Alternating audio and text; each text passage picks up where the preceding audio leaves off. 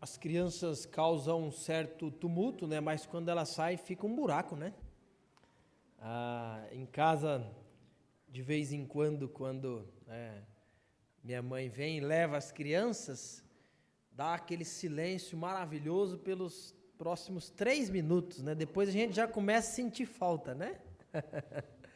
Faz falta as crianças, né? Muito bom vê-los crescendo, animados, correndo, né? E Deus tem proporcionado chegada demais, né? Cassandra já ganhou o bebê, está no hospital, está bem, né? Daqui um tempo está chegando mais bebês aí, né? Que Deus possa nos abençoar e nos proporcionar mais birrentinhos, né? Para a gente corrigir, para a gente educar, para a gente ensinar, para a gente instruir com as verdades da palavra do Senhor, né? É um grande privilégio. Eu gostaria de retornar, de certa forma, o assunto iniciado no domingo passado, pode projetar o slide, já para aquele do óculos, viu, Gabriel? Vamos já avançar. Obrigado.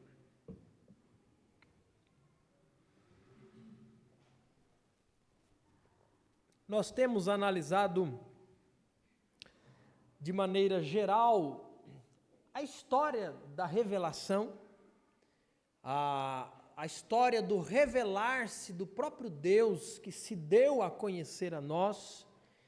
Nós temos falado da grande história do Senhor, da narrativa que a palavra do Senhor nos traz, e eu penso que isso se faz extremamente importante para que a gente tenha uma leitura do todo da história. E ao entender a história como um todo, nós concluirmos que, em primeiro lugar, as coisas não giram em torno de mim, não giram em torno de você. Você não é o mais importante na história. A sua história é uma pequena história dentro da grande história do Senhor. E toda a revelação de Deus é a história de Deus se apresentando ao mundo, criando o mundo e se revelando ao mundo criado. Deus é aquele que tem um plano perfeito. E de maneira muito rápida irei fazer um resumo para que você que não veio no domingo passado, esteja na mesma página hoje para a gente dar continuidade. Quando nós falamos da grande história, nós temos um referencial. Nós temos algo que nos apresenta essa história, que é a palavra de Deus, digna de confiança, infalível, inerrante, suficiente. E a palavra de Deus vai apresentar essa história e vai mostrar para nós alguns elementos, alguns pontos que a gente poderia chamar de estruturas fundamentais da história de Deus. E a Bíblia vai apresentar, o primeiro ponto é que Deus foi aquele que deu a realidade da criação. O Senhor é o Criador. No princípio criou Deus os céus e a terra. Tudo o que existe, existe porque Deus decidiu criar. Ele é o Criador. Quando olhamos para a criação de Deus, nós percebemos intenção. A criação não foi aleatória. A criação não foi sem propósito. A criação não foi bagunçada. A criação não foi solta. A criação foi um ato de Deus intencional. Ele quis criar e Ele criou para um propósito singular. Tudo que existe louva e adora o Criador. A criação surge com ordem. A criação surge dentro de uma realidade perfeita das mãos de Deus. Olhou o Senhor para tudo que havia criado e eis que tudo era muito bom. Muito bom. Mas essa história que está reservada já no começo, nas primeiras páginas da revelação de Deus, já nos apresenta um segundo ponto extremamente importante. Esta criação perfeita que poderíamos talvez simbolizar, algo visível para nós. Olha que coisa, né, bela. Essa criação perfeita e intencional de Deus, ela passa por uma ruptura, a queda, a desobediência. E dentro e a partir dessa desobediência do homem, nós temos, ao invés de a estabilidade, nós temos instabilidade, nós temos incertezas. Ao invés de comunhão do Criador com a criatura, nós temos uma ruptura. O homem não tem mais acesso para com o Deus que conversava com Adão todas as virações do dia. Há um distanciamento, há um afastamento desse homem da presença de Deus, há uma desordem na criação. Há o castigo e a maldição pela queda, pelo pecado do homem, que trouxe consequência para nós e para toda a natureza criada. A criação de Deus, ela não é como já foi, perfeita. A criação de Deus, como aquele belo carro, hoje é um monte de ferro retorcido. Mas sabe de uma coisa? Quando, a partir dessa realidade, que é o mundo em que nós vivemos, nós temos perguntas importantes e nós ficamos perdidos. Porque o que é a vida?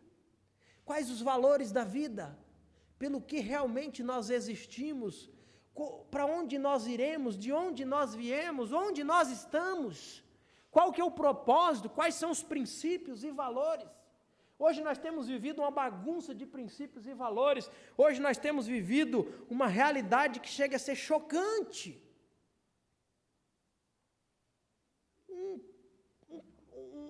Um animalzinho tem muito mais valor do que uma vida humana.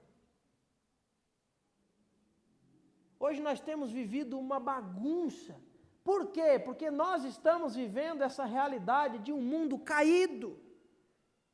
Mas sabe de uma coisa, irmãos? Quando nós olhamos para isso, ao invés de nos entregarmos a um desespero sem esperança, olhemos para a revelação da palavra de Deus. Olhemos para essa história do que Deus já fez, do que Ele está fazendo e do que Ele disse que vai fazer. Então os nossos olhos são convidados a olhar e nos perceber que esse Deus é aquele quem está conduzindo a história para a restauração no fim de todas as coisas. Eu não posso, você não pode, mas Deus pode. E Ele disse que vai fazer. Tudo voltará a ser como antes. Teologicamente falando, o que nós temos no futuro não é apenas uma volta ao estado original, é algo melhor do que o estado original, porque no estado original, Adão e Eva podiam pecar e pecaram, por isso estamos aqui. Mas na realidade futura, a Bíblia não coloca mais a realidade de possibilidade de desobediência para Deus. Nós caminhamos para um futuro glorioso. Isso são os pontos que a palavra de Deus já revelou para nós. Aí a gente pergunta, e nos questionamos como Deus irá fazer, a quem Deus tem usado, o que nós podemos olhar para a história e perceber como veículos e meio de como Deus está conduzindo este mundo para esse ponto de restauração. O que nós podemos ver? Nós podemos ver que na revelação da história de Deus, pode passar, eu sei que está passando, Gabriel? Não? Tá. Então, era eu só que está demorando para chegar aí o comando, Quem que surge na história da revelação de Deus? Israel. Quem era Israel? Um povo escolhido a partir de um homem chamado Abraão, para ter descendentes. Com que finalidade? Finalidade de que a partir desse homem, todas as famílias da terra seriam abençoadas.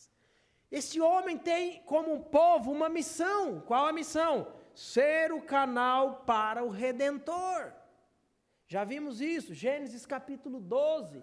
O Senhor confirma a promessa dada a Abraão, a Isaac. Jesus Cristo vem como próximo ponto na história do que Deus tem feito no mundo, e Jesus Cristo é aquele que se fez homem, é o homem que opta pela obediência, é o desobediente que morre, é o obediente, perdão, né? Obediente que morre no lugar do desobediente.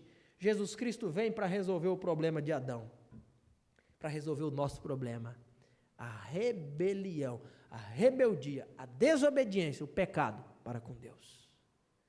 Jesus Cristo é o segundo Adão, a Bíblia diz, é aquele que obedece. Jesus Cristo é aquele que pode, a partir dele, Paulo usa uma palavra maravilhosa para dizer que em Jesus Cristo, todas as coisas estão se convergindo para Deus, estão caminhando na direção de Deus, e isso não diz respeito apenas à igreja, diz respeito à criação, porque Deus irá conduzir todas as coisas para a restauração. Jesus Cristo entra na história para mudar o curso deste mundo. E o que nós vemos como próximo passo dentro do plano de Deus em trabalhar para restaurar todas as coisas? Quem que surge? A igreja. O que é a igreja? Uma comunidade que tem uma missão. Qual a missão da igreja? Fazer discípulos. Essa é a realidade da igreja. Adoramos, glorificamos ao Senhor quando cumprimos o propósito do porquê existimos. Igreja existe para proclamar às nações que o Senhor irá mudar todas as coisas. Igreja existe para anunciar a palavra de Deus e dizer: nós estamos vivendo em um mundo caído, por isso gememos, por isso sofremos, por isso choramos, por isso temos problemas, mas aquele que está trabalhando na história irá trabalhar de forma a ter todas as coisas resolvidas, e um dia estaremos para sempre com esse Deus. Sabe quem é que tem essa mensagem hoje? É a igreja de Jesus. São todos os salvos que reúnem para adorar, para conhecer, para ser discípulo de Jesus, e enquanto é discípulo, anunciamos a palavra do Senhor. Então, com este pensamento, passa mais um slide, pronto, Gabriel, até aí. Com este pensamento, eu gostaria de avançar hoje falando sobre a igreja, falando sobre o legado que Jesus deixa para a igreja, tá bom? Então esse é o objetivo nesta oportunidade. Vamos orar pedindo que o Senhor nos abençoe. Pai, te louvamos e pedimos que o Senhor proporcione a nós um tempo de edificação, de entendimento, através da explicação da Tua Palavra, e que o Senhor venha falar aos nossos corações. Abençoe também as crianças que estão ali ouvindo a Tua Palavra, que o Senhor também use a professora, para que elas compreendam com simplicidade o que a Tua Palavra diz e possa ser alcançadas pelo Senhor. Oramos agradecendo no nome de Jesus. Amém.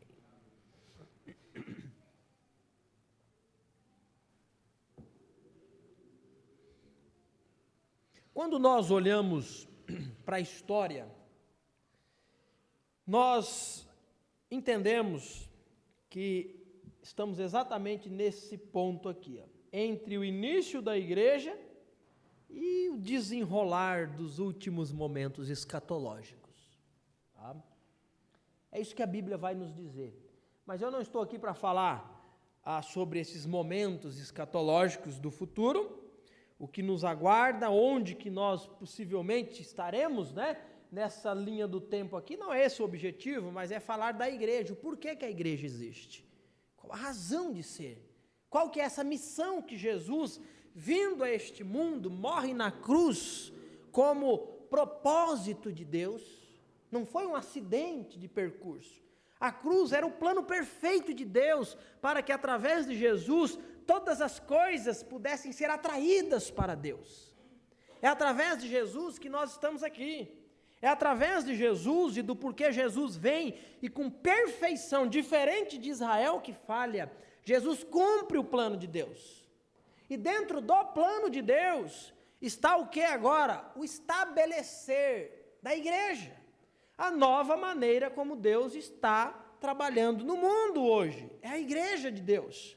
E quando nós olhamos para isso, é interessante. que como igreja nós somos chamados para ser um participante. Paulo vai usar a palavra de que nós somos um cooperador com Deus na edificação da igreja de Cristo. Olha aqui, que chamado interessante e importante cada um daquele que compõe a igreja recebe e tem.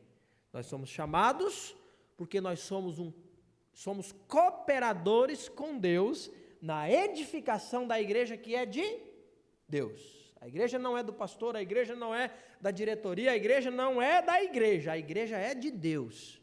Mas nós somos parte da igreja. Nós somos a igreja.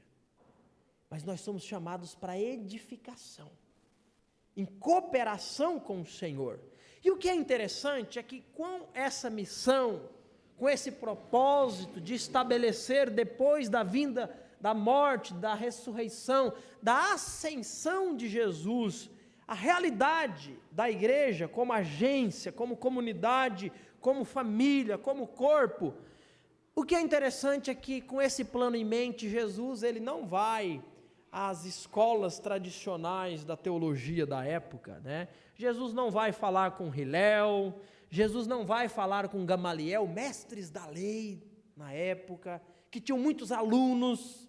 Jesus não vai lá escolher, né, bons seminaristas, podemos assim dizer, né, atrelando aí a realidade de seminário. Não sou contra seminário de forma alguma, sou seminarista até hoje, né, eternamente aprendendo, mas assim, é interessante que Jesus, com esse plano de que a igreja pudesse não apenas ser estabelecida, mas dar continuidade ao projeto de Deus. Jesus, ele não vai ao sinédrio. Jesus, ele não escolhe homens e mulheres capacitados e famosos. Jesus anda nas ruas, Jesus anda pelos vilarejos, Jesus tromba com pecadores, Jesus alcança 12 homens comuns, cobrador de impostos, pescadores, homens do dia a dia, para que através desses homens o plano de Deus pudesse ser expandido. Dá um pouco mais de volume para mim, Gabriel. O que fica evidente com a forma como Deus tem trabalhado, e emprestando um pouco do que Paulo diz aos Coríntios, Deus não escolheu as coisas sábias e inteligentes desse mundo. Deus escolheu as coisas desprezíveis e tolas para confundir as sábias. Sabe o que isso significa? Isso significa que a graça de Deus em que alcançou Abraão, que escolheu Abraão, fazendo do primeiro judeu um gentil, né? Um gentil sendo o primeiro judeu. Deus escolhe esse homem para deixar evidente que nada era relacionado à capacidade, à beleza, à inteligência, à potencialidade desse homem, mas tudo era conforme o próprio Deus que escreve a história estava realizando. A escolha de Deus não implica em privilégio, onde nos regalamos e dizemos, né, conforme a música cantada, né, estabelecendo, pode um morto se levantar, a graça irresistível, o chamado de Deus, a santificação, e para em tudo isso. Não, tudo isso tem um propósito. Tudo isso implica muito mais do que um privilégio, não é menos que um privilégio, mas é muito mais do que um privilégio. A escolha de Deus implica em responsabilidade. Nós somos alcançados porque Deus tem um plano através disso. Deus tem um propósito e por isso Ele forma igreja. A igreja é a reunião, é a assembleia, é a congregação dos pecadores alcançados pelo Senhor. E o que nós vemos aqui? Nós vemos, né, dentro do trabalhar de Jesus Cristo, Ele se derrama por 3 anos na vida de 12 homens comuns, para que eles pudessem levar adiante esse legado. Qual que é o legado? Foi lido hoje na introdução do culto. Jesus ressurreto, com todo o poder e autoridade nas mãos, Jesus diz o que para os seus discípulos? Vão e façam discípulos de todas as nações. Esse é o chamado da igreja, fazer discípulos. Esse é o legado entregue para 12 homens, façam discípulos. É isso que nós vemos, tá? Isso é discipulado. Irmãos, nós estragamos a simples ideia de ser discípulo de Jesus. Nós minimizamos isso e nós complicamos isso. Nós achamos que, fazer discípulo é sentar com alguém, depois de uma mesa, uma cadeira aqui, outra lá, abra a sua revista, abra a sua Bíblia, e nós reduzimos isso a dar um estudo, uma revistinha para alguém. Faz parte, porque fazer discípulo é ensinar a guardar todas as coisas que Jesus ordenou. Então usamos revistinha, usamos livros, faz parte. Mas fazer discípulo é muito mais do que isso. Mas é muito mais simples também. Tá? Nós precisamos entender, olha só a definição de discípulo, de discipulado, pelo pastor Kate Phillips, no livro A Formação de um Discípulo. Olha só, o discipulado cristão é um relacionamento de mestre e aluno, baseado no modelo de Jesus Cristo com seus discípulos, no qual o mestre reproduz tão bem no aluno a plenitude da vida que tem em Cristo, que o aluno é capaz de treinar outros para que ensinem outros e outros e outros. O discipulado é um relacionamento baseado no modelo de Jesus, onde nós reproduziremos nos nossos discípulos o relacionamento que eu tenho com Jesus. E isso é contagiante a ponto dele querer ensinar outro, que vai querer ensinar outro. Então, de certo momento, é isso que Jesus começa a fazer com os discípulos. Jesus se relaciona, Jesus se revela, Jesus instrui, e Jesus faz o que com eles? Agora vocês vão. Antes de Jesus morrer e ser ressurreto e assunto aos céus, Jesus já começa a enviar os seus discípulos. Olha só, Lucas capítulo 9, versículo 1 e 2. Jesus reuniu os 12 e lhes deu poder e autoridade para expulsar todos os demônios e curar enfermidades. Depois, enviou-os para anunciar o reino de Deus e curar os enfermos. Jesus dá autoridade, dá poder e diz: vão e preguem, vão e façam. Mais adiante um pouco, Gabriel, capítulo 10, versículo 1, olha só. Depois disso, o Senhor escolheu outros 72 discípulos e os enviou adiante, de 2 a 2, e os enviou às cidades e aos lugares que ele planejava visitar. Gente, isso aqui é importante. Olha o plano perfeito de Deus, olha o desenrolar deste plano. Jesus tem o desejo de alcançar e visitar várias cidades. Jesus não era capaz de visitar todas essas cidades, encarnado como homem presente em nosso meio. O que Jesus faz para que o evangelho seja pregado e anunciado lá? Ele envia 2 em 2. 70 novos discípulos, agora que aprenderam, que receberam a verdade, que foram instruídos, agora vocês vão e anunciem. Essa é a dinâmica. Depois de ressurreto, conforme o texto lido, Jesus aparece para os seus discípulos e com todo o poder e autoridade nas mãos, Jesus diz o que para eles? Agora, vão e façam discípulos. Percebe aqui como é simples? Como é a linha contínua do que Deus tem feito desde o início na criação? A igreja é a forma de Deus agir e atuar no mundo hoje. Essa é a forma. Então, o que nós vemos? Nós vemos aqui o plano perfeito de Deus. Façam discípulos. Baseado lá em Mateus, como que fazemos discípulos? Se quiser projetar, Gabriel. Mateus 28, o texto que foi lido. 28, isso. Um antes, 19. Portanto, vão e façam discípulos de todas as nações. Perfeito. Agora, como que faz discípulo? Só lê o texto. Batizando-os em nome do Pai, do Filho e do Espírito Santo. Nós fazemos discípulos quando, anunciando o Evangelho, nós os batizamos. Nós fazemos discípulos quando nós ensinamos esses novos discípulos a obedecerem a todas as ordens que eu lhes dei. E aí Jesus nos acalenta com a promessa maravilhosa. Lembrem-se disso. Estou sempre com vocês até o fim dos tempos. Deixe-me fazer um comentário rápido aqui. O alcance de repente, de uma transmissão, de uma gravação, acaba sendo maior, né? Então, faço muito mais pensando na internet. Igreja hoje é a forma como Deus atua no mundo.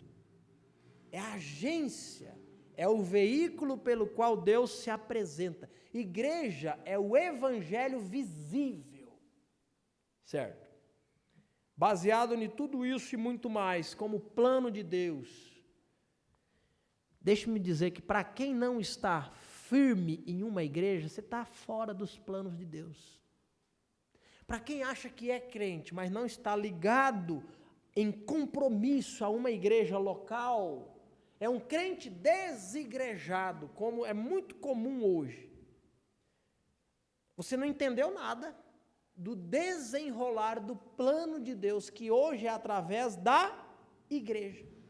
Precisamos, através de um compromisso com um corpo local, servir, adorar ao Senhor.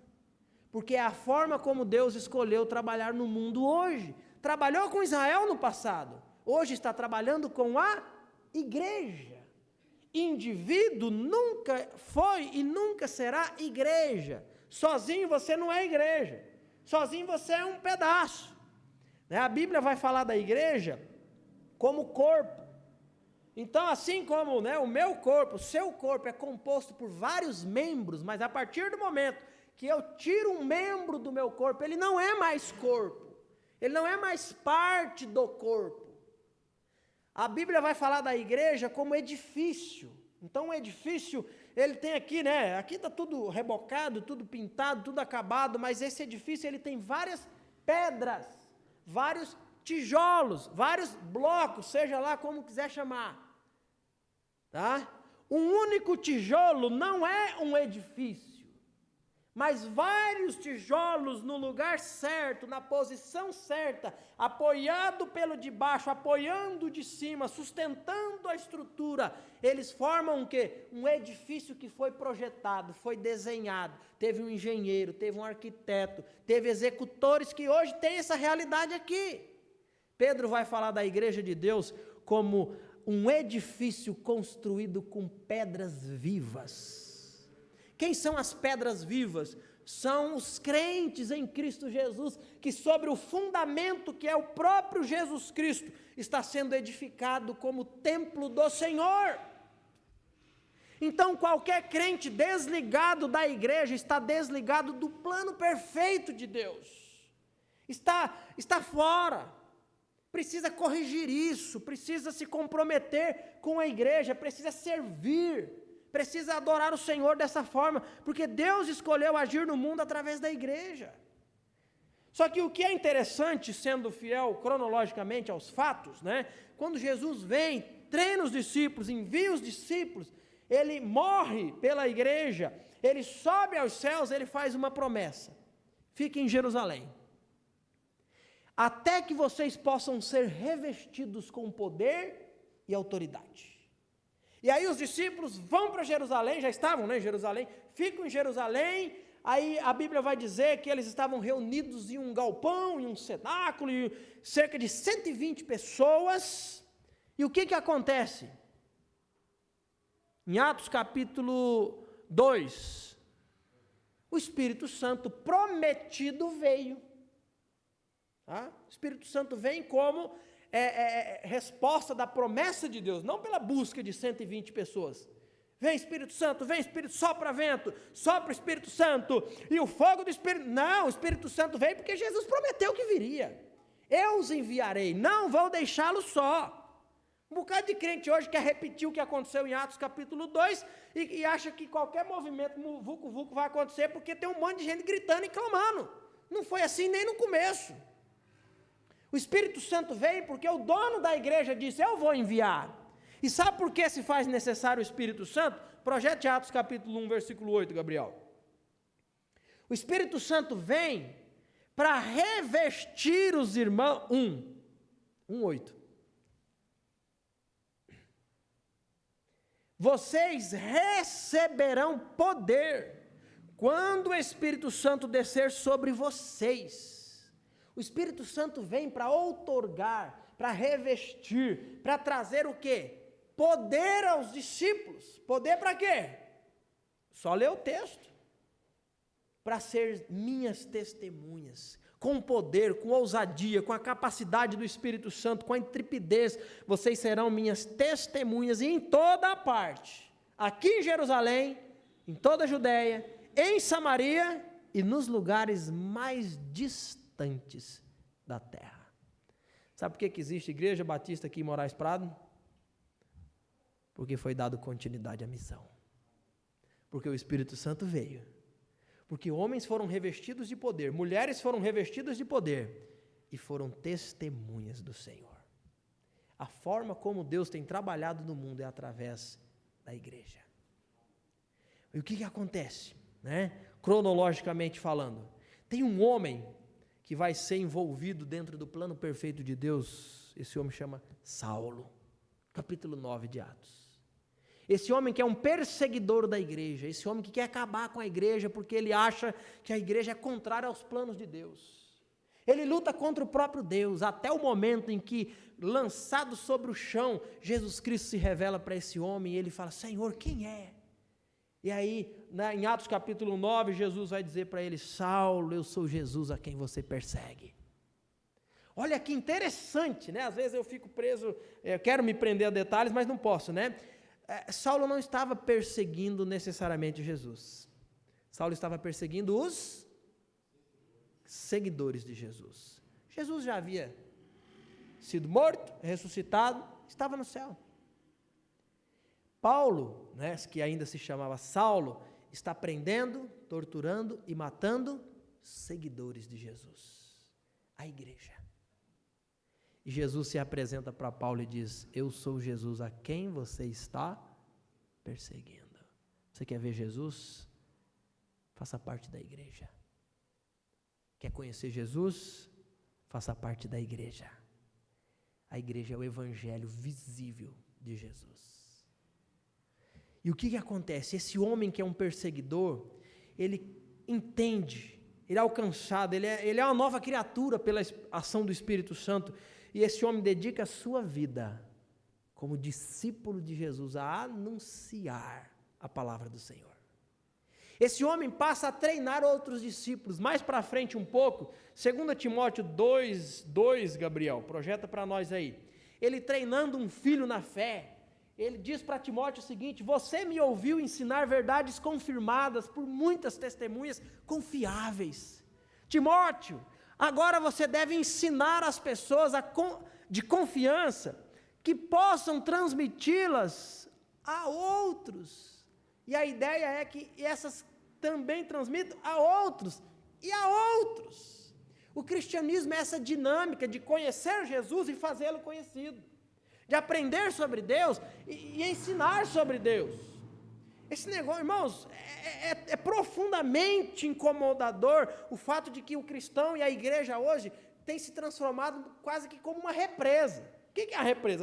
A represa só recebe, É um enxurrado daqui, é um riozinho dali, é um negócio, mas ela está lá gordona, pesadona, cheia, Mas ela não passa para nada, para lugar nenhum. Fica presa dentro dos seus limites. Igreja não é represa. Igreja é como se fosse um riozinho, que ao mesmo tempo que recebe, ele distribui, ao mesmo tempo que tem, ele dá. Igreja é um canal da bênção de Deus, abençoando e irrigando e tornando fértil este mundo pela palavra de Deus, alcançando, é sendo treinado e treinando outros. É amando o Senhor e ensinando a amar o Senhor. Essa é a dinâmica do ser igreja. Tá? E o que acontece? Nós temos a realidade da igreja não como essa realidade de conhecer, né, para fazer conhecido, somos abençoados e abençoamos, aprendemos e ensinamos. Isso não é algo que começa com a igreja. Pode voltar naquele slide já finalizando lá, Gabriel? Isso faz parte. Isso, pode tirar essa frase que eu só quero. Isso. O que a igreja faz hoje, o que a igreja deve fazer hoje, é apenas o que sempre esteve no coração de Deus. Sempre esteve. Deus é um Deus, né, vamos usar essa palavra, missionário. Deus é um Deus missional, né? O que isso significa? Deus quer se dar a conhecer. Deus quis se revelar. Deus quer alcançar pecadores que aqui se desgarraram de sua presença. Por isso surge Israel, por isso Jesus Cristo vem, por isso tem a igreja hoje. A missão da igreja, embora dentro do seu formato atual, com peculiaridades singulares, a missão da igreja é a missão de Deus, que sempre esteve no coração de Deus. Então, o crente que vive para conhecer o Senhor e viver isolado dentro de um buraco chamado eu, ele está fora do plano de Deus, de fazer parte do que Deus quer fazer no mundo hoje.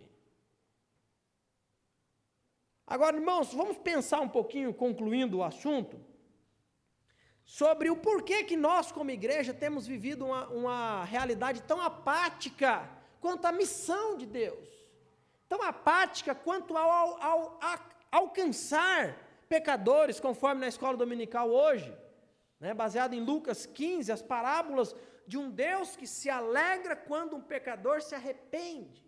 Por que nós, como igreja hoje, temos preenchido toda a nossa agenda com um bocado de evento, de programa, de planejamento, e pouca festa no céu acontece com pecadores se arrependendo através dos nossos programas glamurosos e bem estruturados? Por quê? Em primeiro lugar, eu penso que falta compreensão para nós. Embora falamos, falta essa clareza do todo de um Deus que vem se revelando desde o momento em que Ele cria. De um Deus que no momento em que o homem pecou, poderia ter passado uma borracha ali, acabado com sua história. Não, Deus decidiu aproximar, trabalhar para aproximar o pecador distanciado. Sabendo que isso envolveria o que é a morte de Jesus Cristo. Isso sempre foi o plano A de Deus, isso não foi um plano B. Sempre esteve como plano de Deus. Então, quando eu compreendo que dentro desse plano de Deus ele forma Israel, Israel falha, mas o plano de Deus não falha, Jesus Cristo vem, Jesus Cristo cumpre a sua missão e Jesus Cristo transfere para a igreja a missão de ser discípulo dele, alcançando outros povos. A pergunta que eu tenho que fazer é: como eu me encaixo dentro desse plano? Então, em primeiro lugar, eu penso que precisamos dessa compreensão. Precisamos dessa leitura do macro para entender o micro, o pequeno. Precisamos da leitura do que Deus tem feito no mundo, para que eu, como indivíduo, que me identifico e sou servo e discípulo de Jesus, eu consiga me encaixar dentro do plano de Deus, do que Ele quer fazer através da minha vida, dentro do plano de alcançar pecadores e restaurar toda a criação. Deus quer me usar. Deus quer te usar. Por que nós vivemos uma realidade tão apática quanto ao plano de Deus? Em segundo lugar, porque a igreja tem se transformado como um clube de final de semana. O que é um clube, né? Eu sei que aqui todo mundo é da nossa periferia, ninguém talvez participe aí dos clubes, né? Existem uns clubes aí para os mais...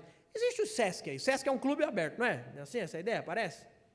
Então, o que é o SESC? Um ambiente, eu nunca fui lá, ó. Então, Denival já foi. O filho do Sebastião trabalha lá, né? Mas o que é, qual que é a ideia do SESC? proporcionar um tempo de lazer, né, para o cidadão. Então, como que funciona um clube? De segunda a sexta, onde que todas as pessoas ordeiras, todas as pessoas compromissadas com a vida e com a demanda da vida, normalmente estão trabalhando, correndo. Quem é que vai para o Sesc dia de semana? Poucos. Só quem pode dentro daquele contexto, aquela situação, mas via de regra. Aí o clube de final de semana, o Sesc, num dia de sol, alguma coisa assim, deve ser cheio. As piscinas, né, não é? Porque essa é a ideia, é um clube para o final de semana, você participar. Então, os clubes que existem mesmo, você paga uma mensalidade lá e você pode, como membro, usufruir de tudo que ele oferece. Tem os clubes aquáticos, tem coisas legais, tem coisas boas. Eu não estou condenando, não, só estou dizendo o que acontece. Qual o programa para o final de semana? Vamos lá, família, nós vamos para o clube. Esse é o clube, tá. O que eu quero dizer quando eu digo que igreja tem se transformado de clube de final de semana? É quando nós entendemos que ser igreja é apenas quando nós viemos no final de semana. Vai acontecer lá, vai ter um evento lá, vão cantar umas músicas, vai ter, né? Tem um carequinha lá que bota a gente para cumprimentar uns aos outros, tem isso e aquilo. Eu gosto da amizade do pessoal, tal. Tá, segunda-feira, vida comum, aquilo lá ficou no final de semana. Isso é um clube. Olha, a igreja não deve ser, nunca foi clube de final de semana. A igreja, no dia do Senhor, se reúne para adorar o Senhor, para ser fortalecido pela palavra de Deus, para ser edificado. Para quê? Para que amanhã, para que depois, cumpramos a missão que nós recebemos de fazer discípulos. Aqui é um pequena demonstração do que acontece. É importantíssimo, a igreja reunida é a forma como o céu se abre, como louvamos o Senhor, como o evangelho se demonstra. A igreja adora o Senhor quando está reunida, precisamos nos reunir, mas ser igreja é segunda, é terça, é quarta, é quinta, é sexta, sábado, e nos reuniremos domingo novamente. Nós temos acostumado com o cristianismo de final de semana, e esse tem sido um grande problema do porquê nós estamos tão longe do que Deus deveria e gostaria de estar fazendo.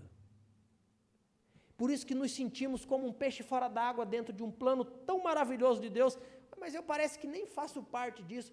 Parece mesmo. Tem encarado a igreja como uma opção, tem encarado a igreja como, não gosto da igreja, né? A gente escuta de tudo, não vou mais na igreja não, porque fulano não me cumprimentou. A gente fala essa brincadeira, mas eu já ouvi essas palavras, não volto mais nessa igreja, porque o irmão, toda vez que eu vou meio para o lado dele, ele desvia de mim. Então não volte, porque se for para encarar o ser igreja com essas frescuras, está fora do plano de Deus. Igreja é uma unidade dentro de uma diversidade. São pecadores alcançados, que precisamos perdoar e ser perdoado à medida que nos ferimos, que nos ofendemos, mas louvamos ao Senhor e cumprimos o plano de Deus quando estamos juntos. Igreja não é para a gente sair escolhendo que eu gosto mais disso, eu gosto mais daquilo. Isso é igreja de final de semana. O clube, você não vai lá para dar nada, você vai lá para usufruir. A igreja na Bíblia não é isso. Você não vem aqui para usufruir. O que você vai fazer lá? Vou assistir um culto. Crente nenhum assiste culto. Crente presta culto. Crente oferece louvor, oferece adoração. Crente é abençoado, é edificado, mas crente utiliza dom para abençoar e edificar outros. Consola, incentiva, exorta, anima. É um suporte. Isso é a dinâmica de ser igreja. For para esquentar banco, vai esquentar banco do Sesc. Se for para esquentar banco, vai esquentar banco do cinema, é mais interessante. Esquentar banco, no sentido de não ter qualquer relação de compromisso com um projeto de Deus através da igreja, então não venha. Se não for para viver a missão de Deus, é melhor não nos envolvermos, porque a gente vai ser peso, a gente vai atrapalhar, mas viva. E por que pregamos e por que damos tanta ênfase na pregação? Para que a gente tenha essa compreensão. E sirvamos. e nos envolvamos de verdade. Por que que a igreja tem sido tão apática hoje? Falta compreensão, tem vivido como um clube de final de semana, e porque, em terceiro lugar, parece que a impiedade é uma presença muito real e forte nos nossos corações. Ímpios na igreja, totalmente. O que é impiedade? Impiedade é vivermos desconsiderando Deus. O que é o ímpio? Ele vive, ele vai, ele sobe, ele desce, ele planeja, ele faz, ele executa, ele não faz, tudo a partir dele mesmo, dos sonhos, dos projetos, dos desejos, das ambições. Não existe a realidade de Deus para o ímpio. O que é impiedade dentro da igreja que eu me refiro? É o que Tiago diz em capítulo 4, versículo 13, até o 15, projeta aí, Gabriel. Tiago 4,13 nos diz: prestem atenção vocês que dizem. Primeiro, Tiago está escrevendo para a igreja. Os capítulos anteriores, várias vezes ele diz: meus irmãos, olha irmãos, meus irmãos. E aqui ele diz: prestem atenção. Vocês que dizem, hoje ou amanhã iremos a determinada cidade e ficaremos lá 1 ano. Negociaremos ali e teremos lucro. Como sabem o que será de sua vida amanhã? Tiago pergunta. A vida é como uma névoa ao amanhecer. Aparece por um pouco e logo se dissipa. O que devem dizer é o seguinte: se o Senhor quiser, viveremos, faremos isso ou aquilo. Tiago não diz que é errado mudar. Tiago não diz que é errado ser empresário, estabelecer negócio, ter lucros. Nada disso é errado, honestamente. Isso glorifica o Senhor. Mas o que Tiago condena é fazer tudo isso desconsiderando a realidade de um Deus que é Senhor. Ao invés de pensar e planejar qualquer coisa, nós devemos dizer, se o Senhor quiser. Se essa for a vontade do Senhor. O que é que isso mostra? Mostra alguém debaixo do senhorio de Cristo. Por que que a igreja está sendo uma realidade tão apática e anêmica quanto a missão que recebemos? Porque aqui nós estamos, planejando as nossas vidas. Faremos isso? Faremos aquilo? Vamos reformar isso, vamos construir aqui, vamos fazer aquilo lá. Hoje eu não vou por causa disso, amanhã eu estou mudando por causa disso, não estou gostando por causa disso. E nós não estamos perguntando, Senhor, o que queres fazer? De quem nós somos? Onde nós estamos? Quem quer alcançar? Como o Senhor pretende fazer isso? Senhor, nos ajude a entender isso. Não temos feito perguntas assim. Nós temos vivido com uma realidade a desconsiderar o dono da igreja. Isso é um problema. E aí nós ficamos girando em torno de programas e eventos e aquilo que nos é aconchegante internamente. Por que que a igreja vive dessa maneira apática? Em último lugar, porque a sua vida tem sido um viver para si mesmo e não para Cristo. Essa é a verdade. Olha só, 2 Coríntios 5,15 para a gente encerrar. Olha esse versículo e diga se não é realmente um safanão bem dado em cada um de nós. Falando de Jesus, Paulo escreve, ele morreu por todos, para que os que recebem sua nova vida não vivam mais para si mesmos, mas para Cristo, que morreu e ressuscitou por eles. Você é um cristão? Você é salvo por Jesus? Você faz parte da igreja de Deus? Se Jesus morreu por você, Ele não morreu para que você pudesse viver para você mesmo. Ele não morreu para te dar um bilhete de entrada no céu e dizer, nos encontramos lá um dia. Se Jesus morreu por você, é porque a minha e a sua vida pertence a Ele e deve ser vivida para Ele. Como que vivemos para Ele? Quando vivemos para cumprir a missão recebida. Aí deixa eu perguntar. Como que tudo isso se relaciona comigo, com você, dentro do plano de Deus? Não precisa mudar nada. Não precisa mudar de cidade, não precisa mudar de emprego, não precisa mudar de curso, não precisa mudar da rua de onde você mora, da casa que você mora, não precisa nada disso. Continue trabalhando, continue morando lá, continue no seu lazer também. Isso não é errado, não é pecado. Deus quer que tenhamos lazer. Continue os seus estudos. Só que tudo isso deve ser um meio pelo qual eu vou cumprir a missão de Deus, de brilhar a luz de Jesus, de ser sal aonde eu estou lá. O plano de Deus é que luz e o sal, que são os cristãos, possam estar inseridos em cada camada da sociedade, até na política, Deus quer representantes do reino do Senhor, é exatamente, luz serve, não é para ser de dia. Quem que já acendeu um refletor virado para o sol? Quem já fez isso? O que a gente faz com os refletores? A gente joga eles aonde a gente quer que... Aonde que tem pecado e podridão nesse mundo? Deus quer que a luz do Senhor brilhe ali. E como que Ele vai fazer isso?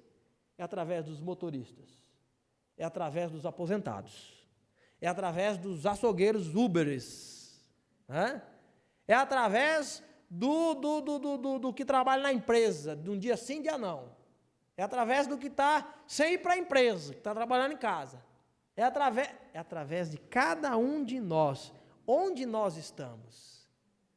Nós não precisamos de uma revolução de contextos, nós precisamos de uma mudança de mente, e ser luz ali, abençoar ali, entender que eu faço parte, e fui alcançado, e faço parte de uma missão de Deus. Irmãos, que o Senhor nos abençoe, que possamos como igreja, ser sempre lembrado, e precisaremos, porque o nosso coração, ele tende a se... Paulo vai escrever em Romanos 12, 1 e 2, dizendo que nós somos uma oferta, colocadas no altar do Senhor. Não como no Antigo Testamento, uma oferta morta, mas uma oferta viva. Os vossos corpos como sacrifício santo e vivo a Deus. E a oferta viva é que ela tende a se debater e descer do altar. Então nós precisamos estar sempre relembrando essas verdades. Então ore para que Deus te ilumine, para que Deus te dê sabedoria, visão. Ore para que Deus dê isso à nossa igreja, para que a gente consiga alcançar e abençoar, brilhando a luz de Cristo nessas trevas que estão aqui dos nossos lados. Pecadores necessitados da graça de Deus. Não vai ser um anjo que vai aparecer para eles, não. Deus já salvou vários aqui e nos chama a anunciar o Evangelho, a fazer discípulos. E que Deus nos abençoe. Vamos orar? Pai, te louvamos e te exaltamos porque o Senhor é bom, porque o Senhor desafia a tua igreja com a missão que já foi dada. Nós te agradecemos, ó Deus, pela oportunidade de ser relembrados mais uma vez, e aquece o nosso coração, ó Deus. Às vezes nós nos acostumamos tanto com o sagrado, às vezes nos acostumamos tanto com ler a Tua Palavra, com pregar a Tua Palavra, que esquecemos de envolver aqueles que estão perdidos, caminhando para a matança. Nos ajude, Deus, a ser luz do Senhor, a alcançar, a fazer discípulos de todas as nações, batizando e ensinando a guardar tudo que revelaste. Nos abençoe orando, nós pedimos no nome de Jesus.